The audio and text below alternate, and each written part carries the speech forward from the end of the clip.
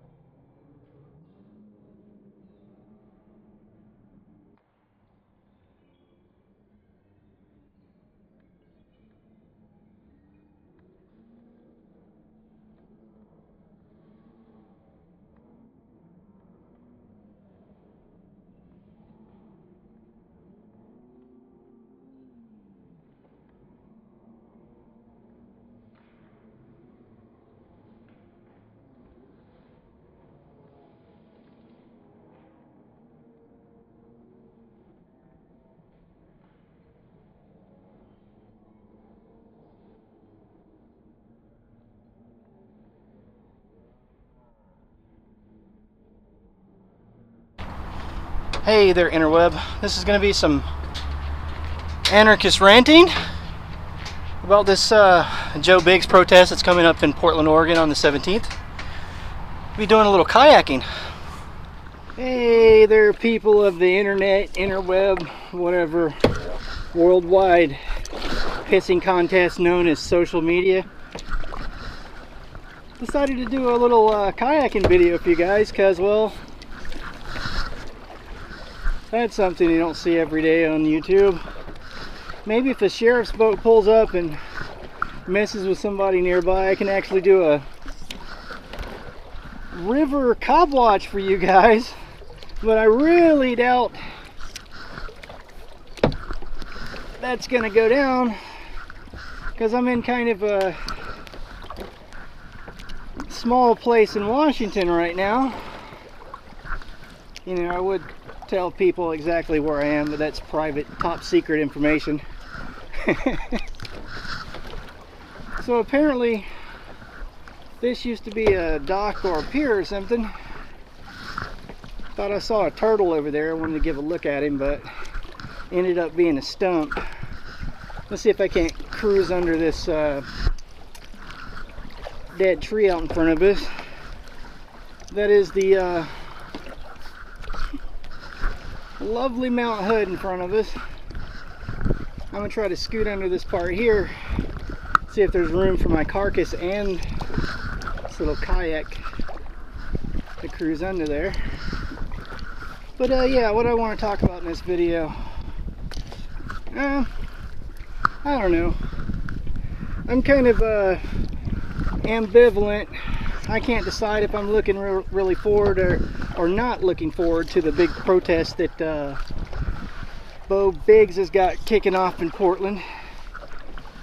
Seems to me, being a police accountability activist and somebody that's interested in keeping cops accountable, I think I should be paying very close attention to the folks that Bo Biggs is bringing to protest the existence of Antifa.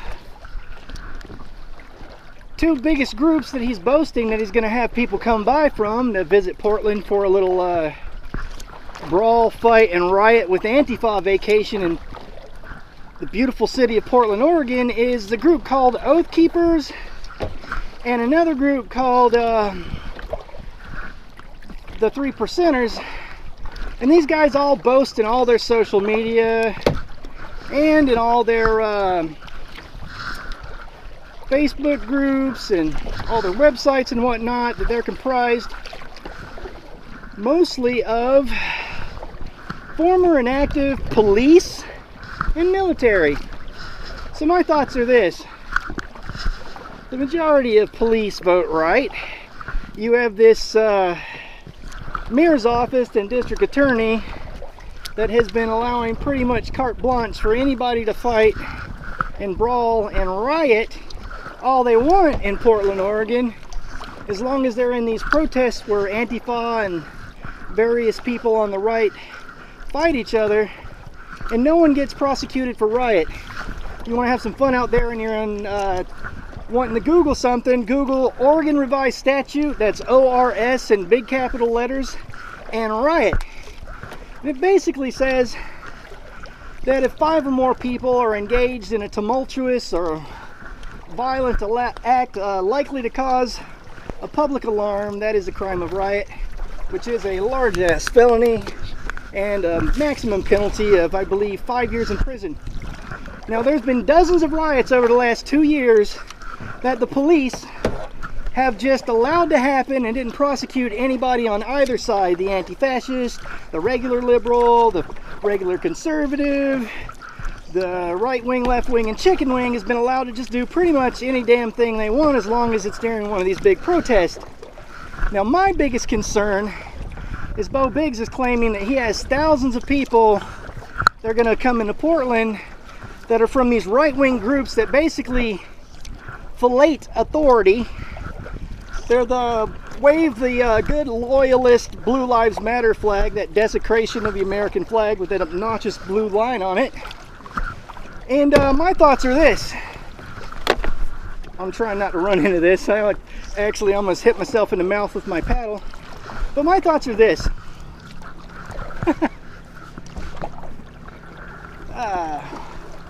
Let me scoot myself back towards the view of the mountain, because I just like that better. Yeah, where was I before I almost gave myself a fat lip with the kayak paddle? My thoughts are simply this. Policing culture is a cult. It's a brotherhood of what I would call the bastards in blue. And their code of silence is that they cover for each other and they watch each other's backs and all that fun stuff. I mean, the news is just awash full of cops getting away with all manner of crime, and when they do get caught at it, whatever crime that is, whether it be murder or rape or any other heinous act that's done, or heinous, I don't even know if heinous is a word, but put it like this, cops are allowed to pretty much get away with all manner of things regular people aren't. Policing is a brotherhood. I don't see any of these right-wing people, you know, maybe one or two of them might be arrested, but I see them getting away with a whole lot of violent shit because of the fact that policing is a brotherhood. They will watch each other. They will back the blue. So we're going to get Portland Police Bureau, Multnomah County Sheriff's deputies, policing a right-wing group versus a left-wing group. Most cops vote right. That's just true because they tend to back the blue. I just threw up a little bit in my mouth. So this is basically going to be a shit sandwich of slanted policing. And also, I full on believe that the regardless of what the police and the mayor double hat, our mayor is the police commissioner in Portland, Oregon. So these people, regardless of what they say to their foot soldier police officers, these cops are going to be interested in primarily one thing: officer safety. So what that translates to everybody else, when people get into these big brawls and whatnot, the police are just going to be dumping quite a bit of less lethal. They will be doing aerial burst signaling flares. Basically, if you want to Google all the fun toys that Portland Police Bureau are going to be using, go to the Finch Technologies online, the Safariland group.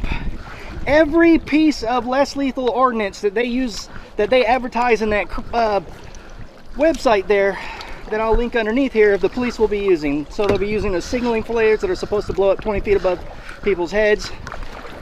What makes those things so dangerous is police get the wrong angle when they fire the damn things. Instead of a 20-degree angle, if they do it at a 10-degree angle, that cuts off about half of the height when it deflagrates, basically blows up.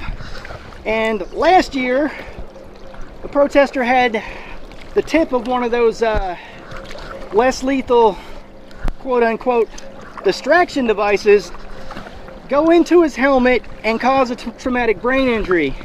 And no right-wingers on the internet, that wasn't a faked injury. Portland Police Bureau immediately put a halt to the use of those weapons as soon as that story hit. And word to the wise, I've been filming police and police interactions and protests in Portland, Oregon since about 2008. Portland Police Bureau do not do anything unless there's evidence that they've caused harm to people. They do not do anything in regards to how they change their weapons policy or their less lethal policy at protest. So that's a big red flag to me that that story is not hyperbole. It's not liberals having a hissy fit. They rip somebody's head open with one of these weapons, and there is a year-long investigation going on into how they use less lethal. Since that, also, you used to be able to go to portland.gov, Portland, Oregon's website, and look up the use of force policy in regards to impact munitions and blast balls, which are basically these little rubberized grenades. They have stingers and they have sting balls. Some of them just blow up and make noise and scare the hell out of people. Some of them have a little OC pepper spray in them. Some of them have a little bit of CS tear gas in them. Some of them, I think I just covered all the different types of blast balls, or basically flashbangs they use. They're going to be using foam batons, spin stabilized foam batons, you know, something called an FN 303, and it shoots these little, it's a glorified paintball gun, but it shoots these little projectiles. They're weird. They look like a big BB with fins on the back side of them. And they have a little plexiglass dome on it, and inside the FN 303's rounds, each one has a little bit of CS tear gas powder. So they can either shoot those and hit you directly with them, and it embeds the tear gas powder in your skin, or they can shoot it at the ground and have the powder disperse over a large area and corral people with that. But long story short, police do not give a shit about either side. They will be short-handed. Our Riot police and our regular Portland Police Bureau will be short-handed because there's this conflict with a few of the municipalities that are surrounding the city that I live in, to where other cities don't want to give Portland mutual aid. What mutual aid is when one city that neighbors another has a large protest, they send in other officers to help. Well, the problem with that is Portland police and our mayor's office and our city attorneys don't want to adequately cover officers from other places with our armies of attorneys. It's basically, you know, they want those officers to pay for their own civil liability if they hurt people at a protest. Well, the other municipalities don't want to pay that money, so the end result is Portland Police Bureau will be shorthanded because the other places, like, for instance, Clackamas County Sheriff's deputies, as far as I know, will not be at Portland Police Bureau's beck and call on the 17th during this protest. So you'll have a shorthanded police force. That's primary concern, irrespective of what you will be told on the news, will be officer safety. So they're going to be dumping lots and lots of less lethal into the crowd. That's their version of breaking it up. So if I were coming to Portland, Oregon to visit, or on one of these stupid vacations that these right-wingers like to show up and have for their people in Portland, and what I mean by stupid vacation is they get to hang out behind phalanxes of riot cops, and when the quote-unquote godless communist anarchist blah blah blah, insert name of your enemy here, gets into a dust-up with the police, all those right-wingers get to hoot and holler and chant USA while people are being assaulted by the police. That's a lot of fun, isn't it, right-wingers? Let me try to think of a cultural equivalency for you. People coming to a liberal monoculture from all over the country to fight with leftists is probably like me, an anarchist, going to some big city in the South and demanding the right to do a flag burning in public places. Being a Southern boy myself, I can tell you that people would show up to stomp your fucking guts out. So that's precisely what these left-wingers are doing. Something else. Sure, beating up journalists, horrible thing to do. You know, I agree. I don't think anybody should be whooped on just because they happen to be a right-wing blogger. But showing up here, you know, because Andy No was assaulted and getting in the fights with leftists and having your little riot vacation is going to do absolutely nothing to further the cause of right-wing political anything in Portland, Oregon. The day after everybody leaves and gets their little viral videos and Joe Biggs gets to make himself off like the big hero for standing up against the communist hordes, end quotes. I think that whole fucking thought process is kind of short-sighted and stupid, but I'll talk about that at some other point. But yeah, the day after you guys go home, Portland, Oregon will still be a liberal, a liberal voting bloc. It will be a liberal stronghold city. You will change nothing about the demographics of Portland, Oregon. So you'll basically just be exploiting more violence, more political theater, and everybody on the internet, right versus left, gets to cheerlead for their team. Meanwhile, the city that I know, love, and live in gets turned into a fucking war zone. Yay! I love war zones. Alright, enough of my insane ranting, but yeah, long story short, if you're coming to Portland to visit for your little riot vacation, the police give exactly zero fucks about you. Their version of breaking up the fights will be dumping a bunch of less lethal weapons between both groups, or at or on both groups, and these weapons can kill. Alright, enough of my ranting. So if you're close enough to see this video, you're also close enough to donate to my Patreon. Because money doesn't make the world go around, but it certainly makes the shit sandwiches life serves you taste a little better.